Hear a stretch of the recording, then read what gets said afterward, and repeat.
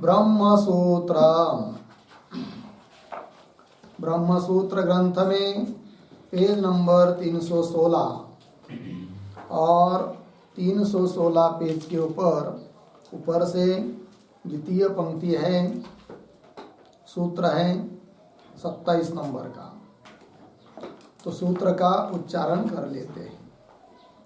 विरोधः कर्मणीति चेन् नानेक प्रतिपत्तेर्दर्शनात्। विरोधः कर्मणीति चेन् नानेक प्रतिपत्तेर्दर्शनात्। विरोधः कर्मणि इति चेत् न अनेक प्रतिपत्तेः दर्शनात्। ठीक है, तो चलिए, तो बात यह चल रही है कि प्रथम अध्याय तृतीय पाद और तृतीय पाद का यह 8 नंबर का अधिकरण है। इस अधिकरण का नाम है देवताधिकरण और इस अधिकरण का विचार विषय वाक्य है तद यो यो देवानां प्रत्यबुध्यत स एव तदभवत् इत्यादि। तो इस अधिकरण की प्रवृत्ति हुई है कि ब्रह्म विद्या में देवताओं का अधिकार है, इस बात को सिद्ध करने के लिए, क्योंकि पूर्व पक्षी का अभिप्राय था कि ब्रह्म विद्या में देवताओं का अधिकार नहीं है। तो उसका खंडन करके सिद्धांतियों ने कह दिया कि ब्रह्म विद्या में देवताओं का अधिकार है। अब पूर्व पक्षी बोल रहा है यदि ब्रह्म विद्या में देवताओं का अधिकार है और उस अधिकार सिद्ध करने के लिए, देवताओं में अधिकार सिद्ध करने के लिए आपने उन देवताओं को विग्रहवान मान लिया, शरीरधारी मान लिया, और यदि विग्रहवान देव है तो कर्मणि विरोधा, कर्म में विरोध होगा, क्योंकि शरीरधारी देव तो एक ही होगा फिर इंद्र। तो बहुत सारे लोग यदि यज्ञ करेंगे तो सभी यज्ञ आदि कर्मों में अकेला बेचारा इंद्र कहाँ उपस्थित हो पाएगा, कितना दौड़ेगा। अतः कर्म में विरोध आएगा। यदि विग्रहवान तुम देवताओं को मानोगे तब, ऐसा बोल रहा है कौन? पूर्व पक्षी। मतलब देवताओं को विग्रहवान मानोगे तो कर्म में विरोध होगा, अतः देवताओं को विग्रहवान मत मानो, पूर्व पक्षी का अभिप्राय। और विग्रहवान नहीं मानेंगे तो उन देवताओं में सामर्थ्याधिक संभव नहीं है, और सामर्थ्याधिक संभव न होने के कारण ब्रह्म विद्या में उनका अधिकार नहीं होगा। ये सब बात तो बता रहे सूत्र के माध्यम से। तो सूत्र के पूर्वार्ध से पूर्व पक्षी फिर अनेक प्रतिपत्ति दर्शनात्, इससे उत्तर दिया जाएगा। तो चलिए इस सूत्र के बारे में पहले हम लोग थोड़ा लिख लेते हैं। तो लिखते हैं सूत्रावतरणम।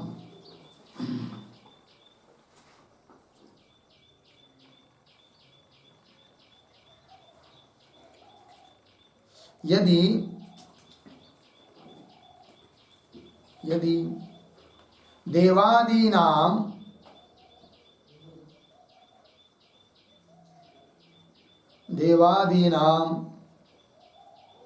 विग्रहवत्वादि अभ्युपगमेन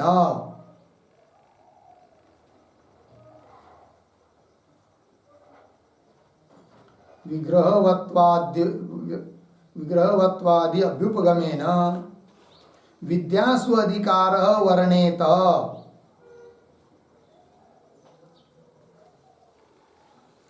विद्यासु अधिकारः वर्णेत तदा कर्मणि विरोधः स्यात्।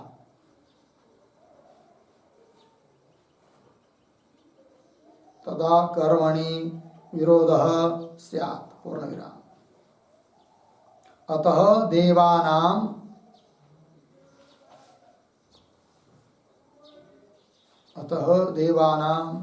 विग्रहवत्वाम्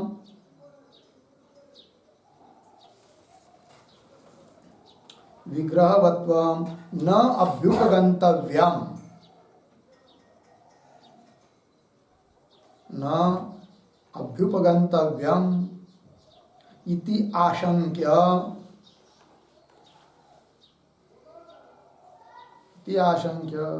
समाधीयते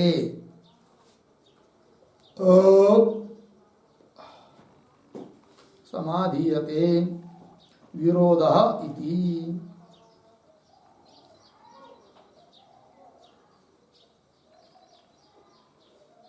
ठीक, अर्थ समझ लीजिए भाई। तो यदि देवानाम विग्रहवत्वादि अभ्युपगमेन, देवता लोगों को विग्रहवान स्वीकार कर लेने से विद्या में अधिकार तो सिद्ध हो जाएगा। तो विद्या स्व अधिकार वर्ण्य, तो विद्या में अधिकार है उनका, ऐसा वर्णन करते हैं तो तदा तदा मतलब विद्या में अधिकार सिद्ध करने के लिए विग्रहवान मान लिया, और विग्रहवान मानोगे तो तदा कर्मणि विरोध स्यात्, कर्म में विरोध होगा। कैसा कर्म में विरोध होगा वो नीचे लिखाएंगे। किंतु पूर्व पक्षी का अभिप्राय है कि कर्म में विरोध होने के कारण देवानाम विग्रहवत्वम न अभ्युपगंतव्यम, देवता लोगों को विग्रहवान मत मानो, ये शंका। फिर उसका समाधान करेंगे। और देवता लोगों को विग्रहवान नहीं मान पाए तो ब्रह्म विद्या में अधिकार भी नहीं सिद्ध होगा, अर्थात ब्रह्म विद्या में अधिकार नहीं है फिर देवता लोगों का, ये कहना चाहता है पूर्व पक्षी। तो नीचे के पंक्ति में आता है सूत्रम विरोधः कर्मणीति चेन्नानेक प्रतिपत्तेर दर्शनात्। सूत्र है 1:3:27। पदच्छेद विरोधः कर्मणि इति चेत न अनेक प्रतिपत्ते हे दर्शनात्, ये पदच्छेद हुआ।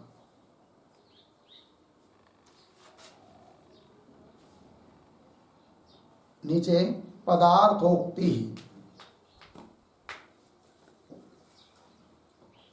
प्रतीक है कर्मणि विरोधः,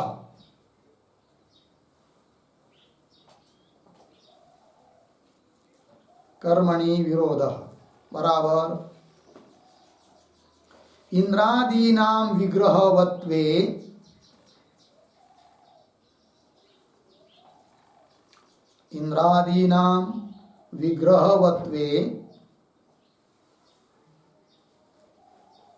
एकस्य शरीरस्य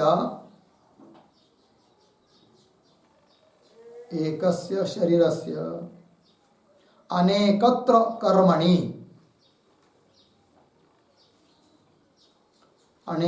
कर्मणि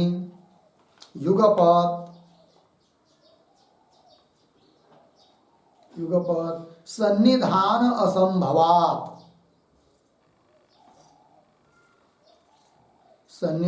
असंभवात् कर्मणि विरोधः प्रसज्येत।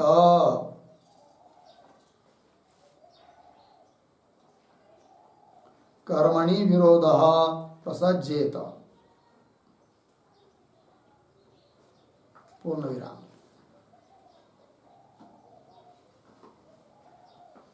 आगे बहुषु यागेषु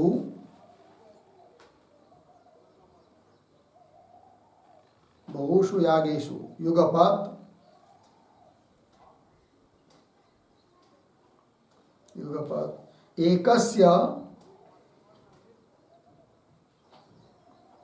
एकस्य सशरीरस्य इंद्रस्य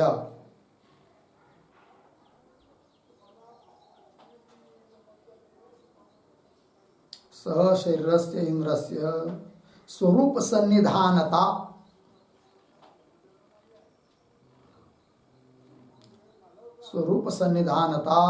असंभवात्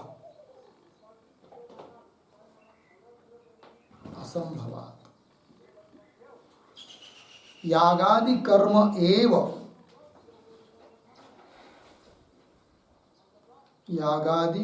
एव सुसंपन्नम न भविष्यति।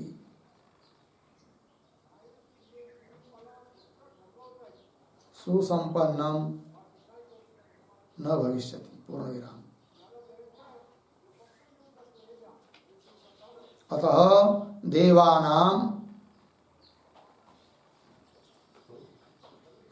देवानां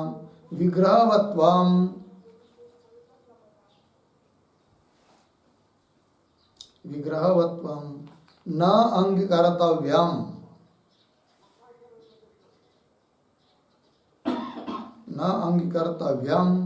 इति पूर्वपक्षाशयः।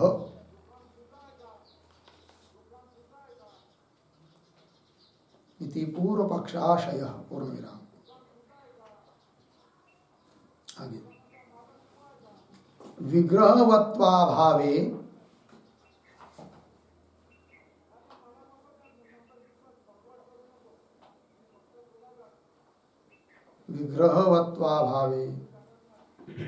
तेषाम्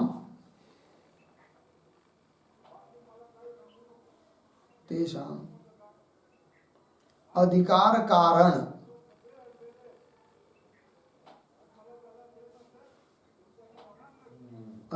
कारण सामर्थ्यादि अभावात्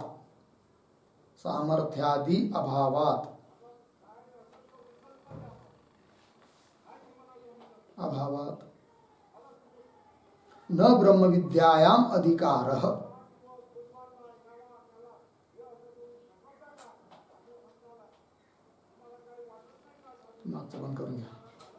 न ब्रह्म विद्यायाम अधिकारः भवति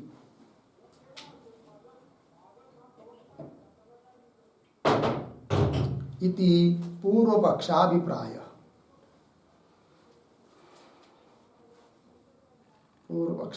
पूर्ण विराम। आगे प्रतीक इति चेत बराबर एवं पूर्वपक्षे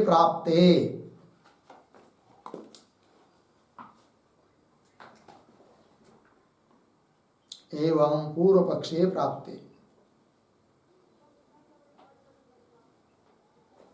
आगे प्रतीक न अनेक प्रतिपत्ते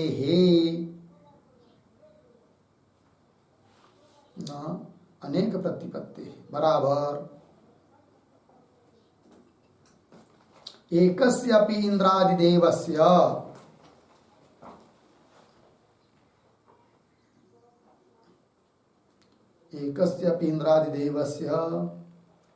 अनेकेषां शरीराणां युगपत् प्राप्तेः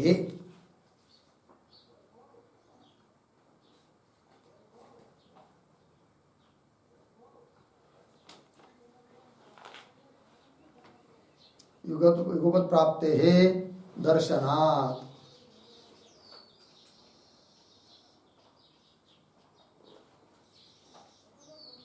दर्शनात् प्रतीक है बराबर उद्धरण चिन्ह में स एकधा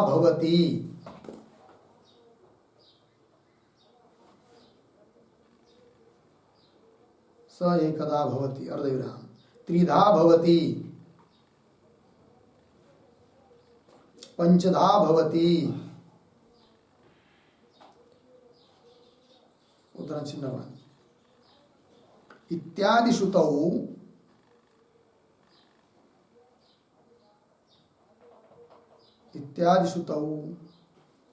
एकस्य अपि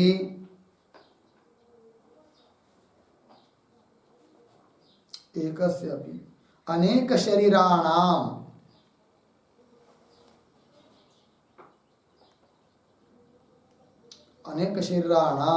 युगपत्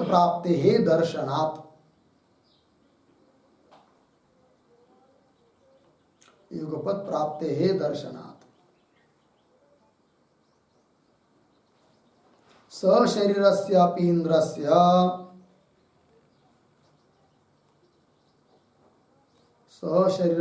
इंद्रस्य कर्मणि न विरोधः। कर्मणि न विरोध पूर्ण विराम। अर्थात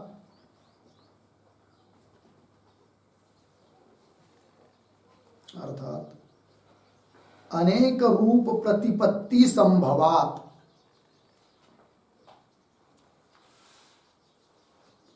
अनेक रूप प्रतिपत्ति संभवात एकैका देवता, एकैका देवता बहुरूपैः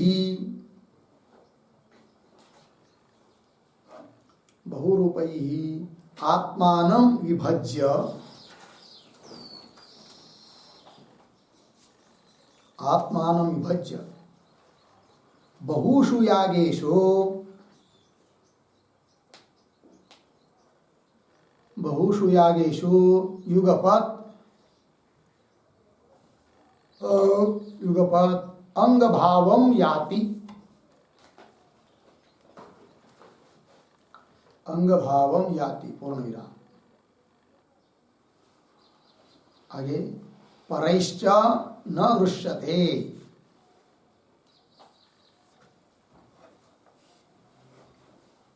परैश्च न दृश्यते अंतर्धानादि क्रिया योगात्,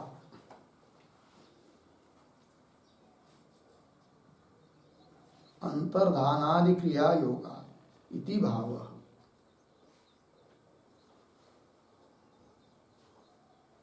पूर्ण विराम। आगे विग्रहवत्वाच्च,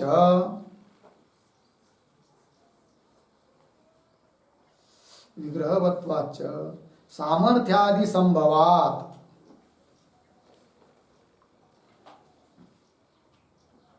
सामर्थ्यादि संभवात् देवादीनाम् अपि,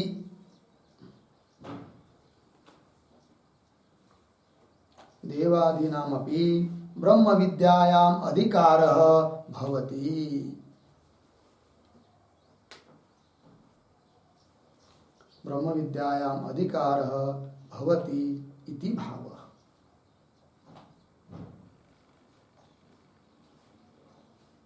भवति इति भावः पूर्ण विराम। पैराग्राफ छोड़कर अथवा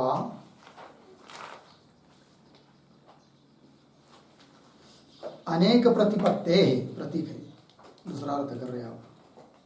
अनेक प्रतिपत्ते बराबर अनेकत्र कर्मणि, अनेकत्र कर्मणि एकस्य अंगभावः, एकस्य अंगभावः लोके दर्शनात्, लोके दर्शनात् पूर्ण विराम। यथा बहुभिः, तब बहुभिः नमस्कुर्वाणैः,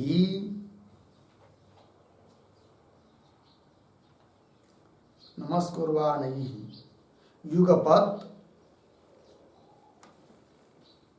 युगपत् एकः ब्राह्मणः,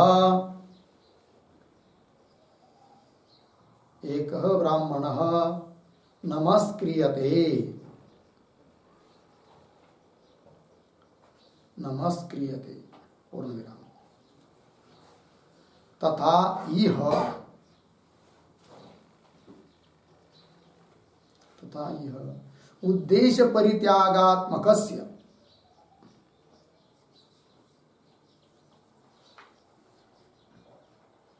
उद्देश्य परित्यागात्मकस्य यागस्य,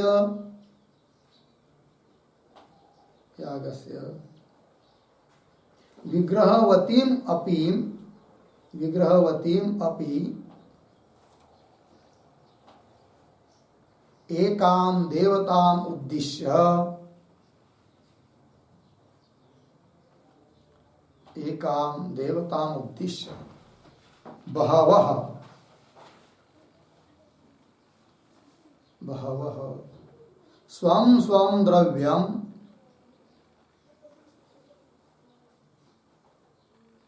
स्वं स्वं द्रव्यं युगपत् परित्यक्षन्ति, युगपत् परित्यक्षन्ति इति विग्रहवत्वे अपि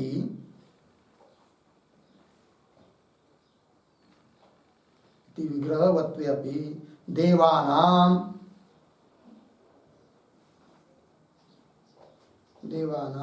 न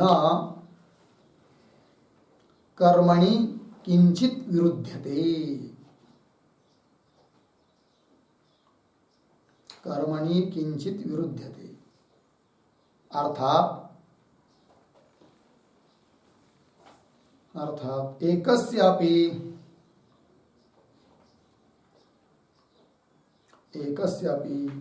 सशरीरस्य इन्द्रस्य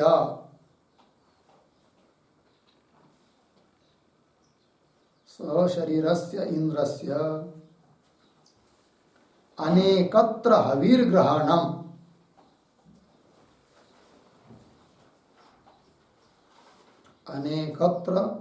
हविर्ग्रहणम् उपपद्यते।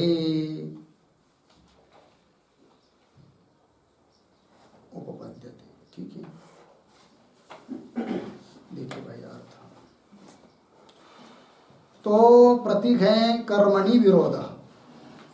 पूर्व पक्षी बोल रहा है कि देवता को विग्रहवान मानोगे तो कर्मों में विरोध होगा। कैसे? स्पष्ट कर रहा है बात। इंद्रादीनां विग्रहवत्वे, इंद्रादि को विग्रहवान शरीरधारी मानोगे तो एकस्य शरीरस्य अनेकत्र कर्मणि युगपत् सन्निधान असंभवात्। जैसे हम लोग है, एक शरीर है, एक ही काल में अनेक जगह जा सकते हैं क्या? नहीं जा सकते। उस प्रकार इंद्र को यदि शरीरधारी मानोगे तो बहुत सारे लोग पृथ्वी पर याग यज्ञादि कर रहे, इंद्राय स्वाहा इंद्राय स्वाहा, तो हर एक यागों में एक ही काल में इंद्र कैसा उपस्थित हो पाएगा? नहीं हो पाएगा। और इंद्राय उसको अर्पण करना है, संप्रदान कारक है वो, और सभी कारक उपलब्ध रहते हैं तभी कार्य सिद्ध होता है। संप्रदान कारक नहीं रहेगा तो कार्य सिद्ध नहीं होगा। अतः विग्रहवान नहीं मानना चाहिए देवता को। पूर्व पक्षी बोल रहा है, वही कह रहा है एकस्य शरीर से अनेकत्र कर्मणि, अनेक कर्मों में युगपत एक ही काल में सन्निधान असंभवात्, उपस्थित रहना असंभव है। इसलिए कर्मणि विरोध प्रसज्येत, कर्म में विरोध प्राप्त होता है, कर्म नहीं सुसंपन्न नहीं हो पाएंगे ये कहना। कैसे? और स्पष्ट कर रहे हैं कि बहुषु यागेषु युगपत, अनेक यागों में युगपत एक ही काल में एकस्य सशरीरस्य इंद्रस्य, शरीरधारी एक इंद्र का स्वरूप सन्निधानता असंभवात्, स्वरूपतः मतलब शरीर को लेकर उपस्थित याग में होना असंभव हो जाएगा इंद्रादि के लिए। अतः उनको विग्रहवान नहीं मानना, और विग्रहवान नहीं मानेंगे तो उन इंद्रादिकों में सामर्थ्याधिक नहीं रहेंगे, और सामर्थ्याधिक नहीं रहे तो ब्रह्म विद्या में उनका अधिकार नहीं है। ठीक है, ऐसी उनकी एक श्रृंखला बनाई है। तो स्वरूप सन्निधानता असंभवात् यागादि कर्म एवं सुसंपन्नम न भविष्यति, तो यागादि कर्म सुसंपन्न व्यवस्थित रीति से पार नहीं पड़ेगा। अतः देवानाम विग्रहवत्वम न अंगीकर्तव्यम, देवता लोगों को विग्रहवान नहीं मानना चाहिए, यह पूर्व पक्षी का अभिप्राय है। और विग्रहवत्वाभावे, और विग्रहवान नहीं मानोगे तो तेषाम अधिकार कारण सामर्थ्यादि अभाव, अधिकार के कारण जो सामर्थ्यादि बताया है उसका ही अभाव हो जाएगा, अर्थात ब्रह्म विद्या के अधिकारी नहीं हो पाएंगे। कौन? देवता लोग। ऐसा कहना चाहता है पूर्व पक्षी। विग्रहवत्वाभावे तेषाम अधिकार कारण सामर्थ्यादि अभावात् न ब्रह्म विद्यायाम अधिकार भवति इति पूर्व पक्षाभिप्राय। इति चेत, आगे इति चेत मतलब इस प्रकार से पूर्व पक्षी यदि प्राप्त होता है तब उत्तर दे रहे न, ये पूर्व पक्षी का कहना ठीक नहीं है। क्यों? तो विग्रहवान मानने पर भी कर्म में विरोध नहीं है, ये दिखाना है। आप देवता लोगों को विग्रहवान मानेंगे तो भी क्या नहीं होगा? कर्म में विरोध नहीं होगा, जैसा कि पूर्व पक्षी समझ रहा है। तो कैसा नहीं होगा विरोध? तो दो प्रकार से उत्तर दे रहे, मतलब हेतु दिया है अनेक प्रतिपत्ति दर्शनात्। इसके दो अर्थ। क्या दो अर्थ? एक तो अर्थ ये होगा कि देवता शरीरधारी होने पर भी वो देवता अपने महात्म्य से एक ही काल में अनेक रूप धारण कर लेती है वो देवता, अतः अनेक यागों में युगपत उपस्थित हो जाती है, तो कोई कर्म में विरोध नहीं है, कर्म हो जाएंगे सभी। एक उत्तर। क्यों आप देवता लोगों को विग्रहवान मानेंगे और अनेक रूप धारण करता ऐसा नहीं भी मानेंगे, तो भी एक ही व्यक्ति के लिए एक ही व्यक्ति अनेक कर्मों में क्या अंगभाव अंगभूत हो सकता है, इसको बता रहे हैं दो प्रकार से।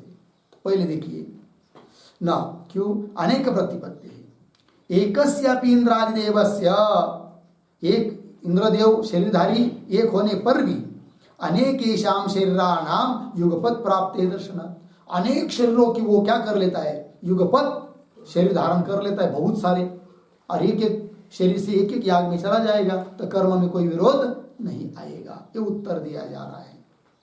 तो अनेकेशाम शरीराणाम युगपत प्राप्त है दर्शनात्। तो बोलेंगे भाई अनेक रूपों को धारण कर लेते हैं देवता लोग, इसमें प्रमाण क्या है? श्रुति का प्रमाण दे रहे हैं। स एकदा भवति, वो एक प्रकार का होता है, त्रिधा भवति तीन प्रकार का होता है, पंचदा भवति पांच प्रकार का होता है, श्रुति कह रही स्वयं। इत्यादि श्रुतौ एकस्यापि अनेक शरीराणाम युगपत प्राप्त दर्शनात्, एक होता हुआ भी अनेक शरीर के रूप में एक ही काल में अनेक शरीर के रूप में प्राप्त होता हुआ बताया गया है, श्रुति ने कहा है। तो युगपत प्राप्त दर्शनात्।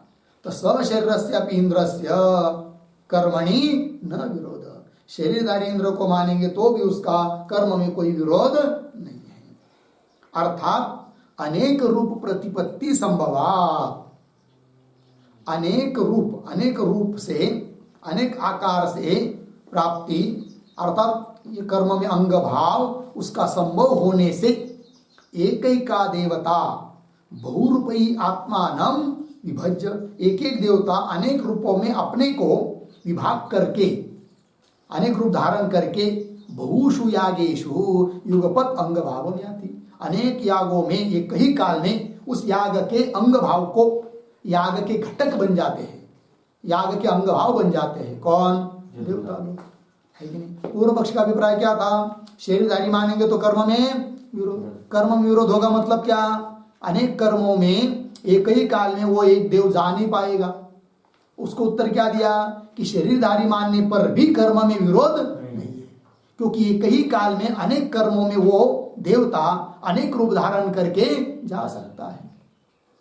तो देखो भाई, विग्रहवान मानना न मानना, पूर्व पक्ष यदि विग्रहवान है कि नहीं मानता है, तो उसको उससे क्या फल सिद्ध होता है कि ब्रह्म विद्या में उसका अधिकार सिद्ध नहीं होता है। और यदि सिद्धांति के अनुसार विग्रहवान देव सिद्ध हो जाता है तो ब्रह्म विद्या में अधिकार सिद्ध हो जाता है, कर्म में विरोध नहीं आएगा। देखो, कर्म में विरोध पूर्व पक्षी कब समझ रहा है? विग्रहवान मानेंगे तो कर्म में विरोध कौन समझ रहा है? पूर्व पक्षी। किंतु सिद्धांति कहते कि विग्रहवान होने पर भी कर्म में विरोध नहीं है, ये दिखा रहे। अर्थात सिद्धांति मान रहे देवता को विग्रहवान, और पूर्व पक्षी कहता है देवता विग्रहवान नहीं है। लेकिन पूर्व पक्षी क्यों ऐसा कह रहा है कि विग्रहवान नहीं है करके? क्या उसका अभिप्राय है? क्या उसको वह सिद्ध करना चाहता है पूर्व पक्षी? क्या नहीं समझ में आ रही बात? पूर्व पक्षी क्या कह रहा है कि देवता विग्रहवान नहीं है, विग्रहवत्ता का अभाव सिद्ध करना चाहता है। लेकिन क्यों? हाँ, तो विग्रहवान नहीं रहेंगे, सामर्थ्य नहीं रहेगा, सामर्थ्य नहीं रहेगा तो ब्रह्म विद्या में अधिकार सिद्ध नहीं हो पाएगा। ये अभिप्राय है पूर्व पक्षी का। और सिद्धांती क्यों देवता लोगों को विग्रहवान सिद्ध करना चाहते हैं कि उन देवता लोगों का यदि विग्रहवान रहेंगे तो उनमें सामर्थ्य अधिक हो जाएंगे, और सामर्थ्य अधिक रहेंगे तो ब्रह्म विद्या में अधिकार सिद्ध हो जाएगा, इसलिए विग्रहवान है। और विग्रहवान होने पर भी कर्म में विरोध नहीं है, ये सिद्ध करना चाहते हैं कौन? सिद्धांती। वही दे रहे हैं वो ना, विभज्य बहुषु यागेषु युगपत अंग भावम याति। फिर कोई बोलेगा इंद्रादि देव शरीरधारी हैं और बहुत रूप धारण करके हर एक याग में जाकर बैठते हैं। कई काल में आपने याग किया, आपके याग में आएंगे, हमारे याग में भी आएंगे, और किसने किया उसी समय यज्ञ किया वहां पर भी जाके बैठेगा। कौन? इंद्र। और जाके बैठता है तो दिखाई देना चाहिए, जैसा कोई ऋत्विज हो, यजमान हो, हर सभी लोगों को दिखते कि नहीं। इंद्र भी आ जाता है तो वो भी सब लोगों को दिखना चाहिए, क्यों नहीं दिखता है फिर? तो उसको उत्तर दे रहे परैश्च न दृश्यते, याग में आता है किंतु अन्य लोगों को दिखता क्यों? अंतर्धानादि क्रिया योगात् इति भाव। अंतर्धान, अंतर्भूत रहना, न दिखाई देना, ये क्रिया योग को वो जानता है, इसलिए दिखाई देता नहीं है, सूक्ष्म रूप से रहता है। अंतर्धानादि क्रिया योगात् इति भाव। आगे विग्रहवत्वाच्च सामर्थ्यादि संभवात्, और वेदांत सिद्धांत के अनुसार यदि विग्रहवान देवता सिद्ध होते हैं सामर्थ्यादि भी संभव है। तो विग्रहवत्वाच्च सामर्थ्यादि संभवात् देवादीनाम अपि ब्रह्म विद्यायाम अधिकार भवति, देवता लोगों का भी ब्रह्म विद्या में अधिकार होता है इति भाव। लग गया? तो अनेक प्रतिपत्ति का एक अर्थ बताया अभी तक। क्या अर्थ बताया? कि देवता अनेक रूप से अपने को विभाग करके यागों में हाजिर हो जाते हैं, एक बात बताई। अब सूत्र में जो अनेक प्रतिपत्ति हेतु दिया है उसका दूसरा अर्थ कर रहे अथवा करके। अथवा अनेक प्रतिपत्ति मतलब अनेकत्र कर्मणि, अनेक कर्मों में एकस्य अंग भाव लोके दर्शनात्, मतलब एक ही व्यक्ति, एक ही देवता विग्रहवान रहेगा, नाना रूप नहीं भी धारण करेगा तो भी अनेक कर्मों में एक ही का अंग भाव हो जाना लोक में दिखाई देता है। बोलेंगे उदाहरण बताओ कि एक ही व्यक्ति है और अनेक कर्मों में अंग भाव बन रहा है, तो बता रहे यथा बहुभी नमस्कुर्वाणैहि युगपत् एक ब्राह्मण नमस्क्रियते। ब्राह्मण आया है कि नहीं, कई दिन के बाद आया और गांव के लोग सब इकट्ठे हुए थे स्वागत करने के लिए, तब सभी लोग उसको एक साथ नमस्कार कर रहे हैं, है कि नहीं। तो नमस्कार करना हर एक व्यक्ति का अलग अलग है कि नहीं, किंतु सभी के नमस्कार का विषय एक ही ब्राह्मण हो रहा है कि नहीं। तो एक ही व्यक्ति अनेकों के क्रिया का विषय बन सकता है। उसी प्रकार विग्रहवान देवता अनेक रूप धारण करके उस याग में न भी जाए तो भी उस एक शरीरधारी इंद्रादिक देवता के उद्देश्य से अनेक लोग याग कर सकते हैं, कोई दिक्कत नहीं, यदि कर्म में विरोध नहीं आएगा। जैसे सभी लोग एक ही ब्राह्मण को क्या करते हैं, नमस्कार करते हैं, सभी के नमस्कार का विषय एक हो जाता है। उस प्रकार यथा बहुभिः जनैः, बहुत लोगों से, नमस्कुर्वाणैहि, नमस्कार किया जाने वाला, युगपत्, एक ही बार नमस्कार करे सब लोग, तो भी एक ब्राह्मण नमस्कृत, एक ब्राह्मण को ही नमस्कार किया जा रहा है। तथा उस प्रकार यह उद्देश्य परित्यागात्मकस्य यागस्य, उस देवता के उद्देश्य से हविष पदार्थ का त्याग करना, इसी का नाम है क्या, याग। तो उद्देश्य परित्यागात्मकस्य यागस्य विग्रहवतीमपि एकाम देवताम उद्देश्य, विग्रहवान एक देवता के उद्देश्य से बहवः अनेक याज्ञिका, यज्ञ करने वाले, स्वम सौंद्रव्यम, अपने अपने द्रव्य को युगपत्, एक ही काल में परित्यक्षन्ति, त्याग कर सकते हैं उस एक ही विग्रहवान देवता के उद्देश्य से। इति, इस प्रकार विग्रहवत्वे अपि, विग्रहवान देवता को मानेंगे तो भी देवानाम न कर्मणि किंचित विरुध्यते, कर्म में कोई विरोध नहीं आता है। अर्थात एकस्यापि सशरीरस्य इंद्रस्य, एक ही शरीरधारी इंद्र का अनेकत्र हविर ग्रहणम, अनेक यागों में हविष पदार्थ का ग्रहण करना उपपन्न हो जाता है। लग गया जी? चलिए, तो कुल मिलाकर सिद्ध क्या हुआ कि कर्म में विरोध नहीं आता है। कब? विग्रहवान मानेंगे तो भी, और विग्रहवान मानेंगे तो ब्रह्म विद्या में अधिकार सिद्ध हो जाता है, ये बात। आइए अब भाष्य में, स्यात् एतत्, मिल गया पंक्ति। तो स्यात् एतत् इत्यादि जो पंक्ति चालू हो रही है उसके ऊपर लिखिए आक्षेप। पहले पूर्व पक्षी आक्षेप कर रहा है।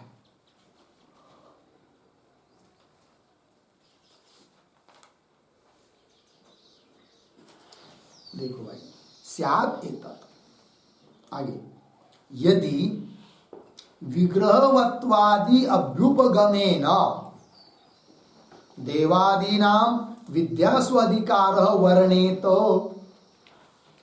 तब क्या, तर्हि ऊपर से लगा लेना है अध्यारोप, तर्हि विग्रहवत्वात् ऋत्विगादिवत् इंद्रादीनाम अपि स्वरूप सन्निधानेन कर्मांग भाव अभ्युपगम्येत। लगी पंक्ति, देखो एक बार, स्यादित, यह ठीक होगा क्या जी, कि यदि विग्रहवत्वादि अभ्युपगमेन, देवता लोगों को विग्रहवान मान लिया आपने, पूर्व पक्षी बोल रहा है, आक्षेप करता सिद्धांतियों को, तो विग्रहवत्वादि अभ्युपगमेन, विग्रहवत्वादि मान लेने से देवादि नाम विद्या स्वाधिकार वर्णेत, देवता लोगों का विद्या में, विद्या ब्रह्म विद्या, तो ब्रह्म विद्या में अधिकार है, ऐसा यदि वर्णन करते हो तो वर्णेत, इसके बाद समझना है अध्यरुत्तरी, तब तो विग्रहवत्वाद, विग्रह वाला देवता हो जाने से, ऋत्विकादिवत, जैसे याग में, यज्ञ में ऋत्विज वगैरह रहते बहुत सारे, ब्राह्मण आदि, यजमान आदि, वो सबको दिखाई देते हैं, ठीक है ना, उस प्रकार विग्रहवत्वात् ऋत्विकादिवत इंद्रादीनामपि स्वरूप सन्निधानेन, इंद्रादि का भी स्वरूप सन्निधानेन, स्वरूप, स्वरूप शब्द का अर्थ लिखिए विग्रह, शरीर, स्वरूप सन्निधानेन, विग्रह सन्निधानेन, शरीर सन्निधानेन, ठीक है। तो देवता लोगों को विग्रहवान मानोगे तो ऋत्विगादि लोग जैसे शरीरधारी होने से अपने अपने शरीर को लेकर वो कर्म का अंग भाव, कर्म का पार्ट बनते हैं, कौन, ऋत्विगादि, उस प्रकार मानना पड़ेगा आपको, क्या, इंद्र भी यज्ञ का एक क्या है, अंग, भागीदार है, ठीक है ना, क्योंकि विग्रहवान आपने मान लिया। तो विग्रहवत्वात् ऋत्विकादिवत, ऋत्विकादि की तरह इंद्रादि नाम अपनी स्वरूप सन्निधानेन, स्वरूप को लेकर, शरीर को लेकर, कर्मांग भाव, कर्म का अंग भाव, कर्म का पार्ट अभ्युपगम्य, तो मानना पड़ेगा इंद्र को। फिर बोलेंगे मानेंगे तब क्या होगा, तब आगे बता रहे, तदा च विरोधः कर्मणि स्यात्, तदा च कर्मणि विरोधः स्यात्, तब तो कर्म में विरोध होगा, ये कह रहा है कौन, पूर्व पक्षी, ठीक है। ये जो पंक्ति है ना तदा इत्यादि, तो तदा के पूर्व में एक वाक्य लिखते हैं अवतरण के रूप में, इंद्रादीनाम देवानाम,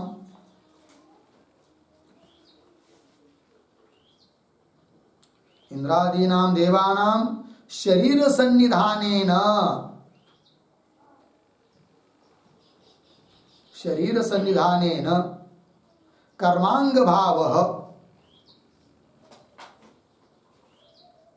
कर्मांग भावः अभ्युपगमे, अभ्युपगमे प्रत्यक्षेन, प्रत्यक्षेन यागादिषु, यागादिषु देवता दृश्येत, देवता दृश्येत, अर्धविराम, न च दृश्यते, न च दृश्यते, अर्धविराम, अतः, अतः अनुपलब्धि प्रमाणेन, अनुपलब्धि प्रमाणेन विग्रहवत्याः देवतायाः, विग्रहवत्याः देवतायाः अभावात्, अभावात् संप्रदान कारक अभावेन, संप्रदान कारकाभावेन कर्म निष्पत्ति ही न स्यात्। कर्म निष्पत्ति ही न स्यात् इति आह। इति आह तदा इति। ठीक है, देखो भाई अर्थ। इंद्रादीनाम देवानाम शरीर सन्निधानेन, इंद्रादि देवता शरीर के सन्निधान से कर्म का अंग भाव बनते हैं, और ऐसा आप मानते हो तो कर्मांग भाव अभ्युपगम्य, स्वीकार करने पर कर्म का अंग भाव है कौन? इंद्रादि देवता। कैसे? शरीर को लेकर, शरीर से आकर बैठते हैं, ऐसा मानोगे तो इंद्रादीनाम देवानाम शरीर सन्निधानेन कर्मांग भाव अभ्युपगमे, स्वीकार करने पर प्रत्यक्षेन यागादिषु देवता दृश्येत, प्रत्यक्ष प्रमाण से फिर यागादिकों में देवता दिखनी चाहिए। पृथ्वी की तरह देवता दृश्येत न च दृश्यते, दिखाई नहीं देती है। अतः अनुपलब्धि प्रमाणेन, अभाव का ही निश्चय हो रहा है, अनुपलब्धि प्रमाणेन विग्रहवत्या देवताया अभावात्, विग्रहवान देवता का क्या प्रतीत हो रहा है? अभाव, अनुपलब्धि प्रमाण से। इसका मतलब संप्रदान कारक वहां है नहीं है याग में, है कि नहीं? जिसको देना रहता है वो संप्रदान कारक, इंद्राय स्वाहा, इंद्र के लिए देते कि नहीं हम लोग, तो संप्रदान कारक है नहीं, तो यज्ञ पूरा नहीं होगा, क्योंकि सभी कारक रहते तभी वो कार्य क्या होता है? पूरा होता है। तो यहाँ पर कर्ता कारक होने पर भी, कर्म कारक होने पर भी संप्रदान कारक है नहीं है, तो सुसंपन्न नहीं होगा फिर कौन? याग। अर्थात कर्म में क्या हुआ? विरोध। कब? विग्रहवान देवता मानेंगे तब। ये कह रहा है पूर्व पक्षी।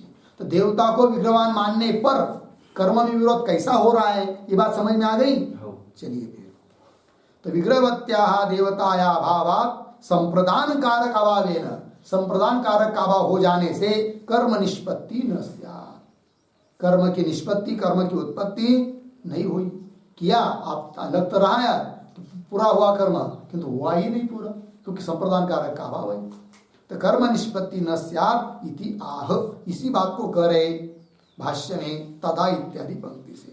तदा, तदा मतलब हाँ, विग्रहवान देवता को मानेंगे तब कर्मणि विरोध स्यात्, कर्म में क्या होगा? विरोध होगा। ठीक है, आगे चलिए। न ही इंद्रादीनाम स्वरूप सन्निधानेन यागे अंगभाव दृश्यते। ठीक, थोड़ा अन्वय शब्दों का।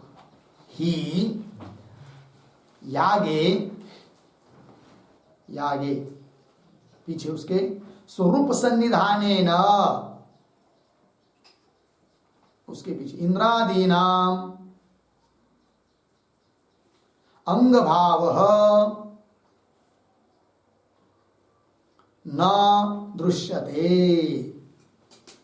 ठीक है, ही क्योंकि याग में स्वरूप सन्निधानेन, स्वरूप मतलब विग्रह, विग्रह के सन्निधान से शरीर को लेकर इंद्रादिकों का, इंद्रादी नाम अंग भाव दिखाई नहीं दे रहा है। जैसे ऋत्विज स्वरूप सन्निधानेन याग में अंग भाव है, किसमें? ऋत्विज में। ऋत्विज, ब्राह्मण, यजमान है कि नहीं, ये सब होता बीता क्या है? याग के अंगभूत है, याग के एक पार्ट है, किंतु कैसे? स्वरूप सन्निधान। उस प्रकार इंद्र भी स्वरूप सन्निधान से अंग भाव उसमें यदि है तो फिर याग में दिखाई देना चाहिए। कौन? इंद्र। ही यागे स्वरूप सन्निधानेन इंद्रादीनाम अंग भाव न दृश्यते, दिखाई नहीं देता है।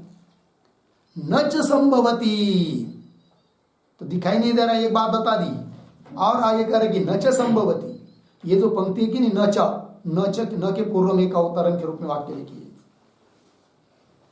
विग्रह से अंगत्वम, विग्रह से अंगत्वम अनुपलब्धि बाधितम, अनुपलब्धि बाधितम अर्धविराम युक्त्याच युक्त्या च न संभवति इति आह न च इति। ठीक है, चलिए भाई।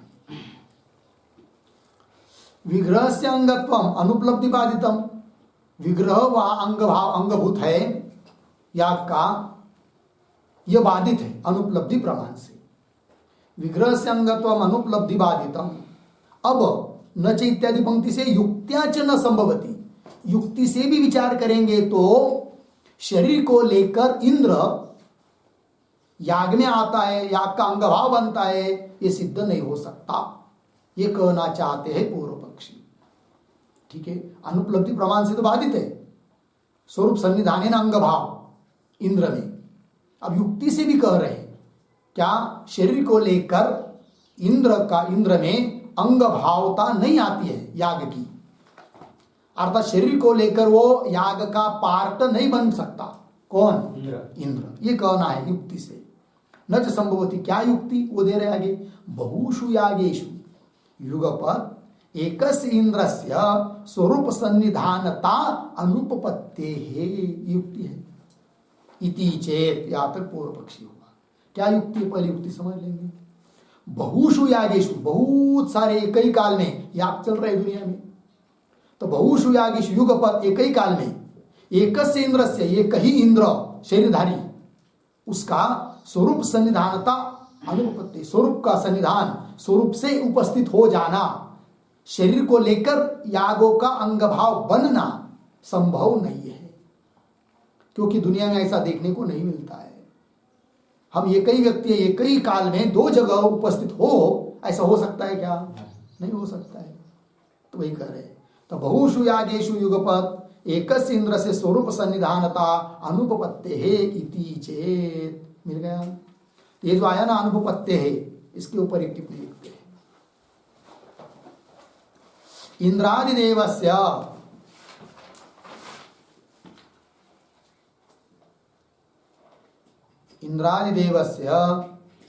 स्वरूप सन्निधानता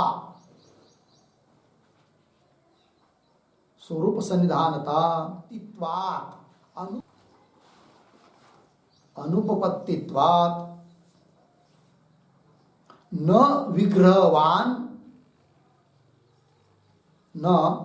विग्रहवान कश्चित् देवः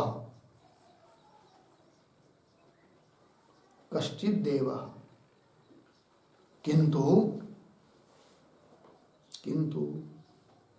अर्थोपहित शब्दः, कंस में लिखिए अर्थयुक्तः शब्दः,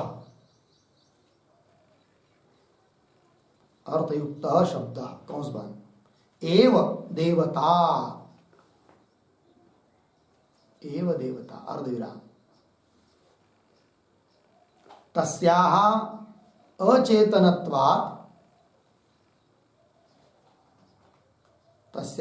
अचेतनत्वात् न विद्याधिकारः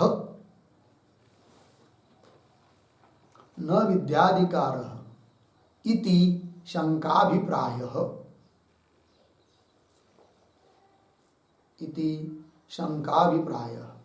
हो गया? देखो अर्थ। इंद्रादिदेवस्य स्वरूप सन्निधानता अनुपपत्तित्वात्, इंद्रादिदेव को देव स्वरूप से शरीर को लेकर सन्निहित रहता याग में, या अनुपपत्ति दिखाई नहीं देता है, अनुपपत्ति है। तो अनुपपत्ति होने के कारण न विग्रहवान कश्चित् देव, विग्रह वाला कोई देव है ऐसा मत मानो। पूर्व पक्षी बोल रहा है सिद्धांतियों को, फिर कैसा देवता मानो, कैसी देवता मानो? तब करे किंतु अर्थोपहित शब्द एव देवता। अर्थोपहित शब्द मतलब क्या?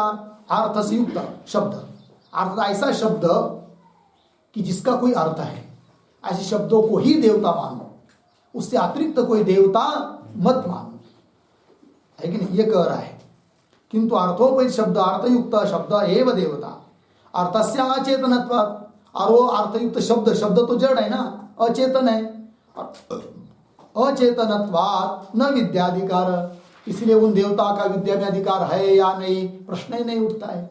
विद्या में अधिकार है नहीं क्योंकि वो जड़ है देवता। क्योंकि देवता कौन माने अभी? अचेतन। कौन अचेतन? अर्थयुक्त शब्द, यही देवता है ऐसा मानो कह रहा है कौन? पूर्व पक्षी। अर्थोपैत शब्द एव देवता तस्या अचेतनत्वात्, वो अचेतन होने से न विद्याधिकार, उसका विद्या में अधिकार नहीं फिर। इति शंकाभिप्राय, शंका करने वाले का अभिप्राय हुआ। ठीक है, बात लग गई।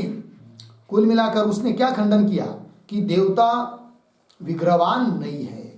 विग्रहवान देवता मानेंगे तो बड़ी दिक्कत, बहुत दिक्कत आएगी।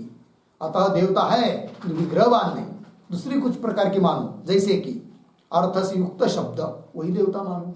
फिर उसका विद्या में अधिकार है ये सिद्ध करने की जरूरत भी नहीं है, क्योंकि अर्थ से युक्त शब्द वो कैसा हुआ? अचेतन, और अचेतन का तो विद्या में अधिकार होता ही नहीं।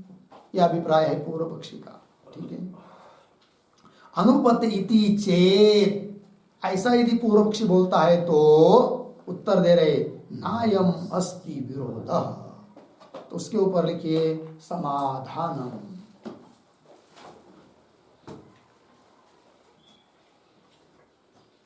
ठीक है, देखिए भाई, नायम अस्ति विरोध, अयम विरोध न अस्ति, यह कोई विरोध नहीं है। यह कोई विरोध मतलब विग्रहवान देवता मानोगे तो विरोध आएगा कर्म में, ये पूर्व पक्ष ने बोला। अब यह कोई विरोध नहीं मतलब देवता को विग्रहवान मानने पर भी कर्म में कोई विरोध नहीं है, ये सिद्धांती कह रहे। आप अब पूछेगा पूर्व पक्षी फिर सिद्धांतियों को, क्यों कैसे विग्रहवान देवता को मानेंगे और कर्म में विरोध नहीं होगा, कैसे बताओ जरा समझाओ हमको। तो प्रश्न कर रहा है पूर्व पक्षी, कस्मात्, सिद्धांति हेतु दे रहे, उत्तर दे रहे, प्रतीक है अनेक प्रतिपत्ति है, हेतु दिया, उत्तर दिया। अब इसी का स्पष्टीकरण कर रहे आगे की पंक्तियों में, एकस्यापि देवता इत्यादि। तो एकस्य, इसके पूर्व में एक वाक्य लिखते हैं अवतरण के रूप में, श्रुति स्मृति दर्शनात्,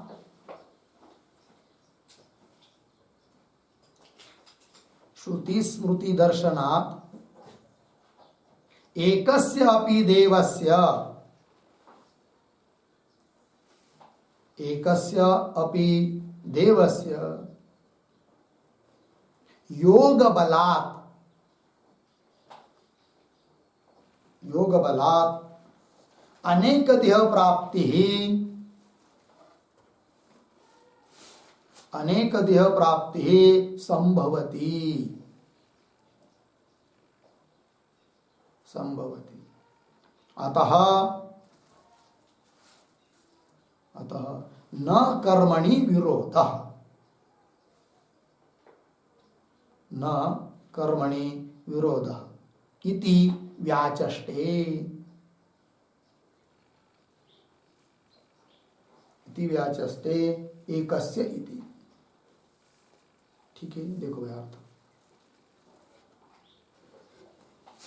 श्रुति स्मृति दर्शनात्, श्रुति स्मृति को देखेंगे तो उससे पता चलता है कि एकस्यापि देवस्य, एक देवता होने पर भी विग्रहवान, एक देवता होने पर भी योग बलात्, योग सामर्थ्य से अनेक देह प्राप्ति संभवती, एक ही देवता को अनेक देहों की प्राप्ति संभव है, संभवती। अतः न कर्मणि विरोध, मतलब देवता को विग्रहवान मानने पर भी कर्म में विरोध नहीं है, न कर्मणि विरोध इति व्याचष्टे। इस प्रकार का व्याख्यान अब कर रहे भगवान भाष्यकार एकस्य इत्यादि पंक्ति से, अनेक प्रतिपत्ति इस पद की व्याख्या कर रहे हैं। ठीक है, किंतु विस्तार है, उसका विचार हम लोग कल करते हैं। ओम पूर्णमदः पूर्णमिदं पूर्णात् पूर्णमुदच्यते पूर्णस्य पूर्णमादाय पूर्णमेवावशिष्यते।